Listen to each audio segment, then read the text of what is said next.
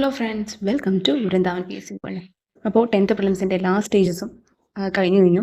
Last സ്റ്റേജിൻ്റെ paper എല്ലാവരും കണ്ടു കാണും. കഴിഞ്ഞ 3 സ്റ്റേജസിനേക്കാളും അത്യാവശ്യം ടഫായിട്ട് തന്നെയാണ് 4th ചോദിച്ചത്. ഏറ്റവും സിമ്പിളായിട്ട് എനിക്ക് തോന്നിയത് 3rd സ്റ്റേജ് ആയിരുന്നു. അപ്പോൾ നല്ല നല്ല ചോദ്യങ്ങൾ നമുക്ക് പ്രതീക്ഷിക്കാം ഇനി അങ്ങോട്ടുള്ള എക്സാമിൽ, എസ്പെഷ്യലി കോൺസ്റ്റിറ്റ്യൂഷൻ്റെ ഒക്കെ ഏരിയ. നമ്മൾ ഓൾറെഡി സെക്രട്ടേറിയറ്റ് പഠിച്ച കുറേ പോർഷൻസ് ഞാൻ ആദ്യത്തെ ആ ഒരു സെറ്റ് അല്ലെങ്കിൽ ഒരു വീക്കിലേക്ക് ഞാൻ ഇട്ടിട്ടില്ല. കാരണം എന്താണെന്ന് വെച്ച് കഴിഞ്ഞാൽ ഓൾറെഡി നമ്മുടെ മൈൻഡിൽ ആ കാര്യങ്ങളുണ്ട്. നമുക്ക് ഒട്ടും നമ്മൾ തൊടാതെ പോയൊരു മേഖല സുപ്രധാന നിയമങ്ങൾ, കേരളം ഭരണവും ഭരണ സംവിധാനങ്ങളും, അതുപോലെ വേൾഡ് ഹിസ്റ്ററിയുടെ പോർഷൻ, വേൾഡ് ജിയോഗ്രഫിയുടെ പോർഷൻ, ആർട്സ്, സ്പോർട്സ്, ലിറ്ററേച്ചർ, ഈ ഒരു ഏരിയയൊക്കെയാണ് കൂടുതലും നമ്മൾ ഫോക്കസ് ചെയ്ത് ഞാൻ ഫസ്റ്റ് ഒരു ഇതിലേക്ക് ഇട്ടിരിക്കുന്നത്. അപ്പോൾ ആക്ച്വലി ഇന്നലെ ഞാൻ ഇടാൻ ഉദ്ദേശിച്ചിരുന്നതാണിത്, പക്ഷേ ടൈപ്പ് ചെയ്ത് കഴിഞ്ഞില്ല. ഓക്കെ, അതാണ് ഇന്ന് ഇടുന്നത്. എന്നാണോ സ്റ്റാർട്ട് ചെയ്യുന്ന ഡേ 1 തൊട്ടിട്ട് കൺസിഡർ ചെയ്ത് പഠിച്ചാൽ മതി. അപ്പോൾ ഞാൻ ഇന്നാണ് ആക്ച്വലി ഉദ്ദേശിച്ചത്, മൺഡേ ടു സൺഡേ എന്നുള്ള രീതിയിലാണ്. എനിവേസ്, അപ്പോൾ അത് നമ്മൾ വീഡിയോ കാണുന്നത് ഇപ്പോൾ വൈകിട്ടാണെങ്കിലും എന്നാണോ സ്റ്റാർട്ട് ചെയ്യുന്നത് ആ ഡേ 1 തൊട്ട് എന്നുള്ള രീതിയിലാണ് ഞാൻ ഇട്ടിരിക്കുന്നത്. അതുകൊണ്ടാണ് ഡേ 1 ഡേ 2 എന്നുള്ള രീതിയിൽ ഇട്ടത്. അപ്പോൾ നമുക്ക് ഡയറക്റ്റ് സ്റ്റഡി പ്ലാൻ തന്നെ നോക്കാം. അപ്പോൾ ഞാൻ ഉദ്ദേശിക്കുന്നത് ഇങ്ങനത്തെ ഒരു രീതിയിൽ പഠിച്ച് തുടങ്ങാമെന്നാണ് കേട്ടോ. അതുകൊണ്ടാണ് ഞാൻ എൻ്റെ ഒരു ഇതിനനുസരിച്ച് ഇങ്ങനെ പ്രിപ്പയർ ചെയ്തത്. ഫസ്റ്റ് ഡേ 1 വേൾഡ് ഹിസ്റ്ററിയിൽ ഇംഗ്ലണ്ട് റവല്യൂഷനാണ് നോക്കേണ്ടത്. അപ്പോൾ നിങ്ങൾക്ക് ഓൾറെഡി അറിയാം SCERT ചാപ്റ്റേഴ്സ് ഏതൊക്കെയാണ് എന്നുള്ളത് നമ്മൾ ഓൾറെഡി LDCക്ക് പറഞ്ഞിട്ടുണ്ട്. അപ്പോൾ ഞാനാണെങ്കിലും മുൻപത്തെ വീഡിയോസിൽ LDCയുടെ റിലേറ്റ് ചെയ്തിട്ടുള്ളതിൽ കറക്റ്റ് ചാപ്റ്റേഴ്സ് ഏതൊക്കെയാണെന്ന് പറഞ്ഞിട്ടുണ്ട്. ഹിസ്റ്ററി, കോൺസ്റ്റിറ്റ്യൂഷൻ, ഇതിൽ നിന്നൊക്കെ ഏതൊക്കെയാണെന്നുള്ളത്. അപ്പോൾ ആ SCERT ചാപ്റ്ററും വായിക്കണം. എന്തെങ്കിലും റാങ്ക് ഫയൽ എക്സ്ട്രാ ഫാക്റ്റ് ഉണ്ട് എങ്കിൽ അതും കൂടി നോക്കാം ഇംഗ്ലണ്ട് റവല്യൂഷനുമായിട്ട് ബന്ധപ്പെട്ട്. അങ്ങനെ നമുക്കിത് പഠിക്കാൻ കുറച്ചും കൂടി എളുപ്പമുള്ളൂ. പിന്നെ സുപ്രധാന നിയമങ്ങൾ, protection of consumers, rights of consumers, സുപ്രധാന നിയമങ്ങളിൽ ഈ ഒരു പോർഷനാണ് ഞാൻ ആദ്യം വെച്ചിട്ടുള്ളത്. കാരണം നമുക്ക് റൈറ്റ് ടു ഇൻഫർമേഷൻ 10th പ്രിലിംസിന് വേണ്ടിയിട്ട് അത്യാവശ്യം നോക്കിയിട്ടുണ്ടാവും, എന്തെങ്കിലും തരത്തിലാണെങ്കിൽ നോക്കിയിട്ടുണ്ടാവും. അപ്പോൾ നമ്മൾ തൊടാതെ പോയ രീതിയിൽ കൺസ്യൂമർ പ്രൊട്ടക്ഷൻ അത്യാവശ്യം ഉണ്ട്. അതിൻ്റെ ഓരോ അതിൽ പറഞ്ഞിട്ടുള്ള സ്ഥാപനങ്ങൾ, അതായത് ഫോം ചെയ്തിട്ടുള്ള സ്ഥാപനങ്ങൾ, ആ ഒരു ആക്ടിൻ്റെ ബേസിസിൽ അതിലോരോ സെക്ഷനുകൾ, അതുപോലെ ഓരോന്നിനും പിഴത്തുക, അങ്ങനെയൊക്കെ ഉണ്ടല്ലോ, നിയമം ലംഘിച്ചാൽ അത്, അങ്ങനത്തെ കാര്യങ്ങൾ. അപ്പോൾ ഇതൊക്കെ നമ്മൾ കുറച്ചും കൂടി ശ്രദ്ധിച്ച് പഠിക്കണം. കാരണം സെക്ഷനും ഇതൊക്കെ വെച്ച് റിപ്പീറ്റ് ചെയ്ത് ചോദിക്കാം. അപ്പോൾ അതുകൊണ്ടാണ് ഫസ്റ്റ് പ്രൊട്ടക്ഷൻ ഓഫ് കൺസ്യൂമേഴ്സ് എന്നുള്ളതിൽ റൈറ്റ്സ് ഓഫ് കൺസ്യൂമേഴ്സ് എടുത്തത് കേട്ടോ. പിന്നെ ആർട്സിന് കേരളത്തിലെ പ്രധാന ദൃശ്യശ്രാവ്യ കലകൾ. ഇതിൽ ദൃശ്യശ്രാവ്യ കലകളിൽ ചിത്രകല ഒന്ന് ശ്രദ്ധിച്ച് നോക്കണം കേട്ടോ. ചിത്രകല അത്യാവശ്യം ചോദിക്കാൻ ചാൻസ് ഉള്ള ഒരു ഏരിയയാണ്. ആർട്ടിസ്റ്റ് നമ്പൂതിരിയായിട്ട് റിലേറ്റ് ചെയ്തിട്ടുള്ള കാര്യങ്ങൾ ചിത്രകലയിൽ വളരെയധികം പ്രമുഖരായിട്ടുള്ളവരും ആദ്യമായി കേരളത്തിൽ കണ്ടെത്തിയ ആ ഒരു ചിത്രകലയുടെ, അതായത് പഴയ ഏത് ഗുഹകളാണ്, അങ്ങനത്തെ ചോദ്യങ്ങൾ നിങ്ങൾ കണ്ടിട്ടുണ്ടാവില്ല. അപ്പോൾ അങ്ങനത്തെ കാര്യങ്ങൾ, അതുപോലെ ശാസ്ത്രീയ കലകൾ, അനുഷ്ഠാന കലാരൂപങ്ങൾ, അങ്ങനെയൊക്കെ ഉണ്ടല്ലോ. അപ്പോൾ അതിൽ നമ്മൾ കൂടുതൽ ഫോക്കസ് ചെയ്യേണ്ടത് കഥകളി, മുടിയേറ്റ്, കൂടിയാട്ടം, തെയ്യം, ഭരതനാട്യം, മോഹിനിയാട്ടം, ഇങ്ങനെയുള്ള കുറച്ച് ക്ലാസിക്കൽ നൃത്തരൂപങ്ങളും അതിൻ്റെ ബേസിക് ആയിട്ടുള്ള ഫാക്ട്സ് ഒന്ന് നോക്കിയാൽ മതി. പിന്നെ ഓരോ ജില്ലകളിലും ഏതൊക്കെ കലാരൂപങ്ങളാണ് പ്രചാരത്തിലുള്ളത്, ഏതൊക്കെ ഇതാണ് മെയിനായിട്ട് വരുന്നത്, ഏത് ജില്ലയിൽ നിന്നാണ്, അങ്ങനത്തെ ചോദ്യങ്ങളാണ് അതിന് ചോദിക്കുക. അപ്പോൾ അങ്ങനത്തെ രീതിയിൽ അത് പഠിച്ചാൽ മതി. ഇത് ഞാൻ ഒരു ദിവസം കൊണ്ടല്ല ഇതും സുപ്രധാന നിയമം ഉദ്ദേശിക്കുന്നത്. ഡേ 1 ഡേ 2 ഞാൻ ഇട്ടിട്ടുണ്ട്. കാരണം എന്താണെന്ന് വെച്ച് കഴിഞ്ഞാൽ അത് ഒരു ദിവസം കൊണ്ട് ചിലപ്പോൾ തീരില്ല. നമുക്ക് പഠിച്ച് നമ്മളൊന്ന് വായിച്ച് ശരിക്കും മനസ്സിലെത്തി വായിക്കേണ്ടത്, നമുക്ക് വെറുതെ ഓടിച്ച് വായിച്ചാൽ പോരല്ലോ. അപ്പോൾ അത് 2 ദിവസമായിട്ട് ഇട്ടിട്ടുണ്ട്. പിന്നെ മാത്സിൽ പ്രോഫിറ്റ് ആൻഡ് ലോസും ഞാൻ ഡേ 1 ആൻഡ് ഡേ 2 ഇട്ടിട്ടുണ്ട്. അതുപോലെ ഇംഗ്ലീഷിൽ sentences and interchange of sentences, അതിൻ്റെ റൂൾസ് ഉണ്ട് കുറച്ച്. അതുപോലെ വൊക്കാബുലറി പോർഷനിൽ നിന്ന് സിംഗുലർ ആൻഡ് പ്ലൂറലിൽ നിന്ന് കുറച്ച് കാര്യങ്ങൾ, അങ്ങനത്തെ കാര്യങ്ങൾ, കുറച്ച് വേർഡ്സിൻ്റെ ഒന്ന് നോക്കി വെച്ചേക്കാം. ഇത് അതുപോലെ തന്നെ കറണ്ട് അഫയേഴ്സ് കഴിഞ്ഞ വർഷത്തെ ജാനുവരി 1 മുതൽ 15 വരെയുള്ളതാണ്. 2 ദിവസത്തേക്ക് ഇട്ടേക്കണം. കാരണം ഒരു ദിവസം കൊണ്ട് നമുക്ക് ചിലപ്പോൾ നോക്കി തീരില്ലത്.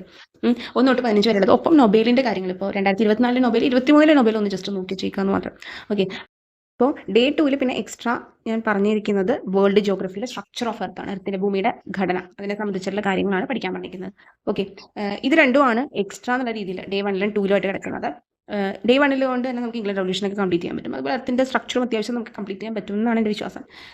അപ്പോൾ ഇതിൽ റിപ്പീറ്റ് ചെയ്ത് 2 ദിവസങ്ങളിലും വന്നിരിക്കുന്നത് ഒരുപോലെ സുപ്രധാന നിയമങ്ങളും, അതുപോലെ തന്നെ ആർട്സും, പിന്നെ നമ്മൾ കണ്ട കറണ്ട് അഫയേഴ്സിൻ്റെ ജാനുവരി 1 to 15, ഇംഗ്ലീഷിൻ്റെ പോർഷനും മാത്സും. ഇത്രയാണ് എന്ത് ചെയ്തിരിക്കുന്നത്, റിപ്പീറ്റ് ചെയ്ത് വന്നിരിക്കുന്നത്. ബാക്കി ആകെ വ്യത്യാസം ഇതിലാണ് വരുത്തിയേക്കുന്നത്. ഓക്കെ, ഇനി നെക്സ്റ്റ് ഡേ 3 ധനതത്വശാസ്ത്രം, സാമ്പത്തിക രംഗം, പഞ്ചവത്സര പദ്ധതികളിൽ 2 പഞ്ചവത്സര പദ്ധതികളെ കുറിച്ചെങ്കിലും ഒന്ന് ജസ്റ്റ് നോക്കാം. അതാണ് വിചാരിച്ചിരിക്കുന്നത്. അതുപോലെ കേരളം ഭരണവും ഭരണ സംവിധാനങ്ങളും എന്നുള്ളതിൽ സംസ്ഥാന സിവിൽ സർവീസിനെ കുറിച്ചുള്ള കാര്യങ്ങൾ, അത് ആക്ച്വലി ഡേ 3 ഡേ 4 ഇട്ടിട്ടുണ്ട്. കാരണം ഒരു ദിവസം കൊണ്ട് സിവിൽ സർവീസിനെ കുറിച്ചുള്ള കാര്യങ്ങൾ തീരില്ല. കാരണം ഓരോ സർവീസ് എടുക്കുമ്പോഴും അതിൻ്റെ റൂൾസ് ഉണ്ട്. സംസ്ഥാന സിവിൽ സർവീസിൻ്റെ റൂളുകളുണ്ട്, KS and SSR എന്നൊക്കെ പറഞ്ഞിട്ട് അതിൻ്റെ ഇൻറ്റേർണൽ ആയിട്ടുള്ള കാര്യങ്ങൾ ഇപ്പോൾ ചോദിക്കുന്നുണ്ട്. റൂൾ 1 ആണോ 2 and 3 ആണോ എന്നുള്ള രീതിയിലൊക്കെ. അപ്പോൾ ഡീറ്റെയിൽ ആയിട്ട് തന്നെ അത് പഠിക്കേണ്ടതുണ്ട്. അതുകൊണ്ടാണ് 2 ദിവസം വെച്ചത്. ഇനി പിന്നെ 2 ദിവസം ഡേ 3 ഡേ 4 ഒരുപോലെ വരുന്നതാണ് ഇന്ത്യൻ ജിയോഗ്രഫിയുടെ ഭൂപ്രകൃതി. ഇതും കാരണം എന്താണെന്ന് വെച്ച് കഴിഞ്ഞാൽ നമ്മൾ ഒരു ദിവസം കൊണ്ട് നമുക്ക് ജിയോഗ്രഫിക് ഡിവിഷൻസ് തീരില്ല. ഹിമാലയാസും അങ്ങനത്തെ കാര്യങ്ങളും 5 എണ്ണവും നമുക്ക് പഠിക്കേണ്ടതുണ്ട്. പിന്നെ ഓൾറെഡി 10th പ്രിലിംസിന് വേണ്ടി പഠിച്ചുകൊണ്ട് വലിയ പ്രശ്നം വരില്ല. എന്നാലും 2 ദിവസങ്ങളിലായിട്ട് ഇട്ടിട്ടുണ്ട്. അപ്പോൾ ഡേ 4 ആകെ എക്സ്ട്രാ ആയിട്ട് പറഞ്ഞിരിക്കുന്നത് life science and public health, മനുഷ്യ ശരീരത്തെക്കുറിച്ചുള്ള പൊതു അറിവിൽ കോശത്തെക്കുറിച്ചുള്ള കാര്യങ്ങളാണ്. അതിൻ്റെ ഇൻറ്റേർണൽ പാർട്സ്, അതുപോലത്തെ കാര്യങ്ങളൊക്കെ ഉണ്ടല്ലോ, അതിൻ്റെ ബേസിക് ആയിട്ടുള്ള കാര്യങ്ങളാണ് ഉദ്ദേശിച്ചിരിക്കുന്നത്. കോശത്തെക്കുറിച്ച് പഠിക്കാൻ അതിൻ്റെ പ്രോസസ്സ്, ഡിവിഷൻ, അങ്ങനത്തെ കാര്യങ്ങളുണ്ട്, സെൽ ഡിവിഷൻ, അതൊക്കെ.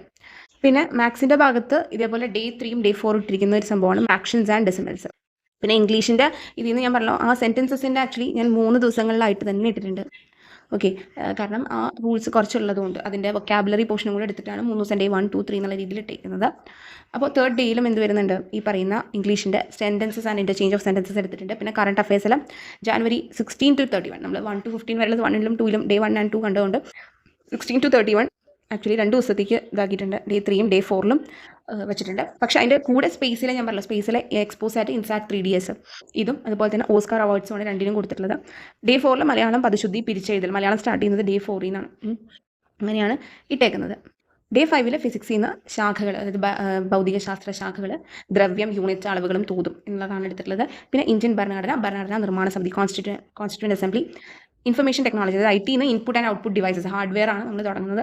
അതിൽ നിന്ന് കാരണം നമ്മൾ ഇതിൽ തുടങ്ങിയിട്ടില്ലല്ലോ, നമ്മൾ IT-യുടെ മേഖല അധികം പഠിച്ചിട്ടില്ല. പ്രിലിംസിൽ ആവശ്യമില്ലല്ലോ. ഈ മെയിൻസിൽ പഠിക്കുന്നവർ എന്തായാലും ഇതൊക്കെ സിലബസ് സെയിം ആയതുകൊണ്ട് പഠിക്കണം. മാത്സിൽ നമ്മൾ ആ കഴിഞ്ഞ ഇതിൽ നോക്കിയ പ്രോഫിറ്റ് ആൻഡ് ലോസും ഡെസിമൽസിൻ്റെ എന്തെങ്കിലും പ്രോബ്ലംസോ അങ്ങനത്തെ കാര്യങ്ങളാണ് ഞാൻ ഇട്ടേക്കുന്നത്. വേറെ ഒരെണ്ണം പുതിയത് എടുത്തിട്ടില്ല. പിന്നെ മലയാളം പദശുദ്ധി പിരിച്ചെഴുതൽ, പിന്നെ നമ്മൾ കറണ്ട് അഫയേഴ്സ് ഡേ 5ൽ കറണ്ട് അഫയേഴ്സ് ഡേ 1 to 4 വരെ, അതായത് 1 to 4 വരെ നമ്മൾ കണ്ട ജാനുവരിയിൽ കറണ്ട് അഫയേഴ്സ് ഒന്നും കൂടി നോക്കാനുള്ളതാണ് ഞാൻ ലാസ്റ്റ് ഇതിൽ വെച്ചിരിക്കുന്നത്. ഓക്കെ, അതായത് ഡേ 5ൽ ഫുൾ കറണ്ട് അഫയേഴ്സ് ഇപ്പോൾ മൺഡേ ആണ് സ്റ്റാർട്ട് ചെയ്യണമെങ്കിൽ ഫ്രൈഡേ ആയിരിക്കുമല്ലോ ഡേ 5, അല്ലെങ്കിൽ എപ്പോഴാണോ സ്റ്റാർട്ട് ചെയ്യുന്നത് അതിനനുസരിച്ച് ഡേ 5ൽ ഫുൾ കറണ്ട് അഫയേഴ്സ് അതുവരെ നോക്കിയത് മുഴുവൻ നോക്കുക എന്നുള്ളത്. അപ്പോൾ നമുക്ക് സാറ്റർഡേ സൺഡേ ഇത്രയും പോർഷൻസ് പഠിച്ചതിൻ്റെ റിവിഷൻ മാത്രം ചെയ്താൽ മതിയല്ലോ. കറണ്ട് അഫയേഴ്സ് വീണ്ടും അധികം നോക്കാൻ നിൽക്കേണ്ട, അല്ലെങ്കിൽ പുതിയത് ഏതെങ്കിലും നോക്കാം, അങ്ങനെ ചെയ്യാം. പിന്നെ ഡേ 6ഉം ഡേ 7ഉം റിവിഷൻ, PYക്കും മോക്ക് ടെസ്റ്റ് അതിനുള്ള സമയമായിട്ട്, അതായത് ഇത്രയും 1 to 5 വരെ പഠിച്ച കാര്യങ്ങൾ ഒന്നും കൂടെ റിവൈസ് ചെയ്യാം. അത് കട്ട് ചെയ്ത് റിവൈസ് ചെയ്താൽ മതി. ഡേ 6ൽ കുറച്ച്, ഡേ 7ൽ കുറച്ച്. ഇനി ഡേ 6ലും എന്താണ് പഠിക്കണം, അല്ലെങ്കിൽ പഠിക്കേണ്ട പോർഷൻസ് ഒക്കെ ആണെങ്കിൽ ഒറ്റ ദിവസം കൊണ്ട് റിവിഷൻ ചെയ്യേണ്ടി വരും. പക്ഷേ അത് ഭയങ്കര ഒരു മെസ്സായിട്ട് തോന്നി. അതാണ് കുറച്ച് ഭാഗം ഡേ 6ലും ഡേ 7ലും കുറച്ച് എന്തായാലും അത്യാവശ്യം ദിവസങ്ങളുണ്ടല്ലോ നമുക്ക്. അപ്പോൾ ഞാൻ നോക്കിയിട്ട് നമുക്ക് നല്ലതാണ് ആക്ച്വലി ഡെയിലി പ്രാക്ടീസ് ചെയ്യുന്നത്, എപ്പോഴും നല്ലത് തന്നെയാണ്. നമ്മൾ അന്ന് കണ്ട പോർഷൻസ് ചെയ്യുന്നത് പഠിക്കുന്നത്. പക്ഷേ നമ്മളിപ്പോൾ ഇട്ടതനുസരിച്ച് 1ലും 2ലും സുപ്രധാന നിയമങ്ങൾ ഇപ്പോൾ 2 സ്പ്ലിറ്റ് ചെയ്തല്ലേ ഇട്ടിരിക്കുന്നത്, അതുകൊണ്ട് നമുക്ക് കംപ്ലീറ്റ് ആവില്ല. അപ്പോൾ ഞാൻ വിചാരിച്ചൊരു കാര്യം എന്ന് വെച്ച് കഴിഞ്ഞാൽ, ഇപ്പോൾ ആദ്യത്തെ 2 ദിവസത്തിൻ്റെ പഠിച്ച പോർഷൻസ് വെച്ചിട്ടുള്ള കുറച്ച് ക്വസ്റ്റ്യൻസ് നമുക്ക് എന്ത് ചെയ്യാം, ഈ വരുന്ന ബുധനാഴ്ച ഡിസ്കസ് ചെയ്യാം. ഓക്കെ, അപ്പോൾ തിങ്കൾ ചൊവ്വ എന്നുള്ള രീതിയിലാണ് ഞാൻ എടുത്തത്. ഈ വരുന്ന ബുധനാഴ്ച ഡേ 1, 2ൽ എന്തൊക്കെ പോർഷൻസ് പറഞ്ഞിട്ടുണ്ടോ അതിനെ ബേസ് ചെയ്ത് കറണ്ട് അഫയേഴ്സ് ഉൾപ്പെടെ നമുക്ക് ഡിസ്കസ് ചെയ്യാം. ക്വസ്റ്റ്യൻസ് ഞാൻ മാക്സിമം ടൈപ്പ് ചെയ്ത് സെറ്റ് ചെയ്യാൻ ശ്രമിക്കും. അപ്പോൾ താല്പര്യമുള്ളവർ കണ്ടു നോക്കുക. കാരണം നമ്മൾ പഠിച്ച പോർഷൻസിനെ ബേസ് ചെയ്തിട്ടാണ് നമ്മൾ ക്വസ്റ്റ്യൻസ് ആൻസർ ചെയ്യാൻ ശ്രമിക്കുന്നത്. ഗുണം എന്താണെന്ന് വെച്ച് കഴിഞ്ഞാൽ, നമ്മൾ എന്തെങ്കിലും പഠിക്കാതെ വിട്ടുപോയിട്ടുണ്ടെങ്കിൽ, പ്രാധാന്യം കൊടുക്കാതെ പോയിട്ടുണ്ടെങ്കിൽ നമുക്കത് മനസ്സിലാക്കാൻ സാധിക്കും. ഓക്കെ, നമ്മൾ കുറേയധികം ക്വസ്റ്റ്യൻസ് കാണണം, എന്നാലേ നമ്മൾ പഠിക്കുകയുള്ളൂ. അതുകൊണ്ടാണ് അങ്ങനെ ചെയ്യാൻ ഉദ്ദേശിച്ചത്. അതുപോലെ ബാക്കി ദിവസങ്ങളുടെ ഇപ്പോൾ 3യുടെ കുറച്ചും കൂടെ അതിൽ വരും ആക്ച്വലി, പക്ഷേ എന്നാലും സാരല്ല, 3, 4, 5 എന്നുള്ള രീതിയിൽ നമുക്ക് എന്താ ഡേ 6ൽ വീണ്ടും എന്താണ് ഇതേപോലെ കുറച്ച് ക്വസ്റ്റ്യൻസ് ബാക്കിയുള്ള ദിവസങ്ങളുടെ നമ്മൾ പഠിച്ച പോർഷൻസ് വെച്ചിട്ട് ഡേ 6ൽ നമുക്ക് ഇതേപോലെ ക്വസ്റ്റ്യൻസ് ഡിസ്കസ് ചെയ്യാം. അപ്പം എന്താണ് നമുക്ക് കുറച്ച് എന്താണ് ടൈപ്പ് ചെയ്യാനും പറ്റും, ആ ഒരു ടൈം ഗ്യാപ്പ് കൊണ്ട്. പിന്നെ പഠിച്ചെടുക്കാൻ കൂടെ വേണമല്ലോ നമുക്കിതൊക്കെ. അപ്പോൾ ഇങ്ങനെ കട്ട് ചെയ്ത് പഠിക്കണം എന്നാണ് എനിക്ക് തോന്നിയത്. ഓരോരുത്തർക്ക് അവരുടേതായ രീതിയിൽ ഇതിൽ ഓൾട്രേഷൻസ് വരുത്തിയിട്ട് ചെയ്യാട്ടോ. ഞാൻ എൻ്റേതായ ഒരു സ്റ്റഡി പ്ലാനാണ് പറഞ്ഞത്. ഞാൻ ഫോളോ ചെയ്യാൻ ഉദ്ദേശിക്കുന്ന ഒരു സ്റ്റഡി പ്ലാനാണ്. അല്ലെങ്കിൽ ശരിയാവില്ല, നമ്മളൊരു സിസ്റ്റമാറ്റിക് ആയിട്ടുള്ള രീതിയിൽ പഠിച്ചില്ലെങ്കിൽ ശരിയാവില്ല എന്നാണ് എൻ്റെ ഒരു അഭിപ്രായം കേട്ടോ. കാരണം എന്താണെന്ന് വെച്ച് കഴിഞ്ഞാൽ, വെറുതെ കേവലം അവിടെ നിന്നും പഠിക്കുന്നതിനേക്കാളും നല്ലത് നമ്മൾ കൃത്യമായിട്ട് പറഞ്ഞിരിക്കുന്ന, അതായത് സിലബസിൽ പറഞ്ഞിട്ടുള്ള എല്ലാ പോർഷൻസും മാക്സിമം കവർ ചെയ്യാൻ ശ്രമിക്കുക. അതുപോലെ തന്നെ ടെക്സ്റ്റ് നന്നായിട്ട് പഠിക്കുക എന്നുള്ളതാണ്. പിന്നെ എക്സ്ട്രാ സുപ്രധാന നിയമങ്ങൾ അങ്ങനെയുള്ള കാര്യങ്ങളൊക്കെ ഉണ്ടല്ലോ, അത് റാങ്ക് ഫയൽ നോക്കിയിട്ടാണെങ്കിലും അല്ലെങ്കിൽ യൂട്യൂബ് വീഡിയോസ് നോക്കിയിട്ടാണെങ്കിലും ആ നിയമങ്ങളുടെ ഇതും റൂൾസും ഒക്കെ കുറച്ചൊന്ന് മനസ്സിലാക്കിയെടുക്കുക എന്നുള്ളതാണ്. എക്സ്ട്രാ ഫാക്ട്സിൽ വരുന്നത് കേരളം ഭരണവും ഭരണ സംവിധാനങ്ങളും അങ്ങനത്തെ കാര്യങ്ങൾ. അപ്പോൾ നെക്സ്റ്റ് ഒരു വീക്കിലേയും കൂടി ഇട്ട് കഴിഞ്ഞാൽ നമുക്ക് പിന്നീട് അങ്ങോട്ടുള്ള വീക്സുകളിൽ എങ്ങനെയാണ് ഫോളോ ചെയ്യേണ്ടതെന്ന് ഒരു ഐഡിയ കിട്ടും. ഓക്കെ, അപ്പോൾ ഞാൻ ഇടാം നെക്സ്റ്റ് വീക്കിൽ എങ്ങനെയാണെന്നുള്ളത്. അപ്പോൾ വീക്കിൽ ഞാൻ ഉടനെ ഇടാം, ഇതിൻ്റെ കഴിയുമ്പോഴത്തേക്കും ലാസ്റ്റ് ഇടാം കേട്ടോ. അപ്പോൾ അതിനനുസരിച്ച് നമുക്ക് ഇത് ഫോളോ ചെയ്യാൻ താല്പര്യമുള്ളവർക്ക് ഫോളോ ചെയ്യാം. അല്ലെങ്കിൽ ഞാൻ പറഞ്ഞല്ലോ, കൂടുതൽ ഒരു ദിവസം പഠിക്കാൻ പറ്റുന്നവർക്ക് അങ്ങനെ ചെയ്യാം. ഈ കട്ട് ചെയ്താണ് പഠിക്കണം എന്നുള്ളവർക്ക് അങ്ങനെയും ചെയ്യാം. ഏതാണോ ടഫ് പോർഷൻസ് അത് മാക്സിമം പഠിച്ച് മാറ്റാൻ ശ്രമിക്കാം. മാക്സിമം ക്വസ്റ്റ്യൻസ് കാണാൻ ശ്രമിക്കാം. എന്തെങ്കിലും ടെസ്റ്റ് സീരീസ് ഒക്കെ ചെയ്യുന്നവരാണെങ്കിൽ അതും ചെയ്യാൻ ശ്രമിക്കാം. കാരണം അപ്പോൾ നമുക്ക് കുറച്ചും കൂടി എളുപ്പമാകും പഠിക്കുന്നത്. അപ്പോൾ ഇതിൽ SCERTയുടെ ചാപ്റ്റേഴ്സ് ഉണ്ടല്ലോ, അതിൽ മെയിൻ ഫോക്കസ് ചെയ്യേണ്ട പോയിന്റ്സ് ഞാൻ ടെക്സ്റ്റിൻ്റെ വെച്ചിട്ട് കുറച്ച് ക്ലാസ്സുകളായിട്ട് ഇടാനും നോക്കാം കേട്ടോ. അതായത് ഏതൊക്കെ പോർഷനാണ് വേണ്ടത്, അതുപോലെ ഈ കേരളം ഭരണവും ഭരണ സംവിധാനങ്ങളും സുപ്രധാന നിയമങ്ങൾ, ഈ ഒരു ഏരിയാസൊക്കെ ഫോക്കസ് ചെയ്ത് കുറച്ച് ഇടാൻ ശ്രമിക്കാം കേട്ടോ. അപ്പോൾ ചിലപ്പോൾ കുറേ പേർക്ക് ഇത് ഹെൽപ്ഫുൾ ആയാലോ എന്ന് വെച്ചിട്ടാണ്. അപ്പോൾ നിങ്ങൾക്കിത് ഇഷ്ടപ്പെട്ടെങ്കിൽ ലൈക്ക് ചെയ്യുക, ഷെയർ ചെയ്യുക. ചാനൽ ഇതുവരെ സബ്സ്ക്രൈബ് ചെയ്യാത്തവരാണെങ്കിൽ സബ്സ്ക്രൈബ് ചെയ്യുക. അപ്പോൾ ഡേ 1ൻ്റെയും 2ൻ്റെയും വെച്ചിട്ടുള്ള ഒരു ടെസ്റ്റ് സീരീസ് ആണ്. ഞാൻ എൻ്റേതായ രീതിയിലും കുറച്ച് ക്വസ്റ്റ്യൻസ് പ്രിപ്പയർ ചെയ്യുന്നുണ്ട്. അപ്പോൾ അത് താല്പര്യമുണ്ടെങ്കിൽ നിങ്ങൾക്ക് തീർച്ചയായിട്ടും കാണാം. എന്താണ് നിങ്ങളുടെ അഭിപ്രായം എന്ന് പറയാം കേട്ടോ. അപ്പോൾ ഞാൻ ബുധനാഴ്ച ഇടാനാണ് ആലോചിക്കുന്നത്. ഈ 1നെയും 2നെയും ബേസ് ചെയ്തിട്ടുള്ള പറഞ്ഞിട്ടുള്ള പോർഷൻസ് പറ്റാവുന്നത്ര നിങ്ങൾ നോക്കുക. എന്തായാലും ഒന്ന് കേട്ട് പോവാം. ഓക്കെ, അപ്പം നല്ല രീതിയിൽ തന്നെ നമുക്ക് എന്താണ് കറണ്ട് അഫയേഴ്സിൻ്റെ പോർഷനും അതുപോലെ ഈ സുപ്രധാന നിയമങ്ങളുടെ പോർഷനൊക്കെ കവർ ചെയ്യാൻ സാധിക്കും കേട്ടോ. അപ്പോൾ നമുക്ക് നെക്സ്റ്റ് വീഡിയോയിൽ കാണാം. Thank you for watching.